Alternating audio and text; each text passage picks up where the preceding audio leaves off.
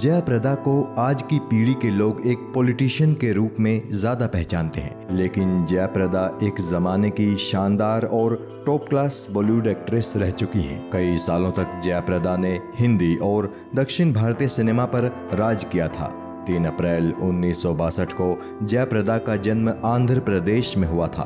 फिल्मों में आने से पहले जयाप्रदा का नाम ललिता रानी था। अपने जीवन में जयाप्रदा ने जहां शानदार सफलताएं देखी तो वहीं कई उतार चढ़ाव भी देखे।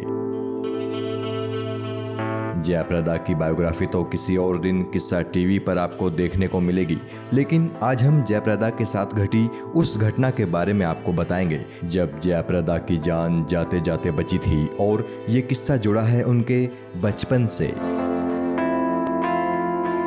जयाप्रदा का घर जिस जगह था वहां से एक रेलवे लाइन जाती थी। वो एक छोटा स्टेशन था जहां अक्सर मालगाड़ियां खड़ी हो जाती थी।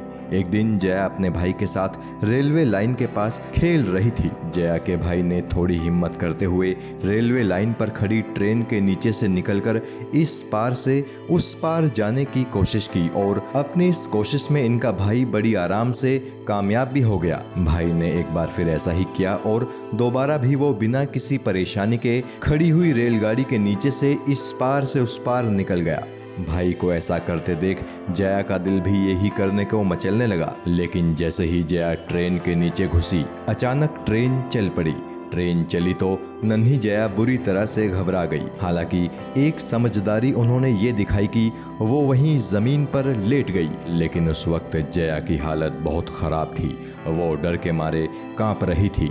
उन्हें पता था कि अगर वो ट्रेन की चपेट में आ गई तो उनके शरीर के चिथड़े उड़ जाएंगे और उनकी मौत हो जाएगी। थोड़ी दूर खड़ा जया का भाई भी ये सब देखकर घबरा गया था। घबराहट में वो मदद के लिए जोर जोर से चिल्लाने लगा। इत्तेफाक से जया के भाई के चिल्लाने की ये आवाज ट्रेन के ड्राइवर के कानों तक भी पहुंच गई। ड्राइवर ने जब एक घबराए बच्चे को चिल्लाते हुए देखा तो उसने तुरंत ट्रेन रोक दी। ड्राइवर ट्रेन से नीचे उतर कर आया और तब जाकर नन्ही जया को ट्रेन के नीचे से निकाला गया। उस दिन जया ने जान बचाने के लिए ईश्वर को बहुत धन्यवाद किया था। ट्रेन और जया का ये कोई इकलौता किस्सा नहीं है। ट्रेन और जया का एक किस्सा जुड़ा है उनकी पहली हिंदी फिल्म सरगम से। यूं तो जया का फिल्मी करियर साल 1974 में शुरू हो गया था, लेकिन सरगम में पहली दफा वो किसी हिंदी फिल्म में काम कर रही थी। उस जमाने में आज के दौर की तरह स्टार्स के लिए सहूलियतें नहीं हुआ करती थी। सरगम फिल्म के गीत डफली वाले डफली बजा की शूटिंग की लोकेशन पर जया को पहुंचना था। उन दिनों जया फिल्मों में इतनी ज्यादा बिजी थी कि वो एक साथ 5-5 फिल्मों की शूटिंग करती थी। जया ट्रेन से ही उस लोकेशन पर जा रही थी।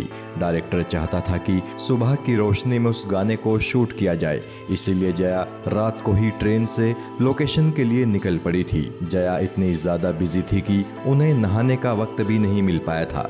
मजबूरी में जया अपने एक साथी की मदद से ट्रेन के टॉयलेट में ही पानी का इंतजाम करके नहाई थी, और फिर जब जया डफली वाले सॉन्ग को शूट करने पहुंची तो खुद को काफी फ्रेश महसूस कर रही थी।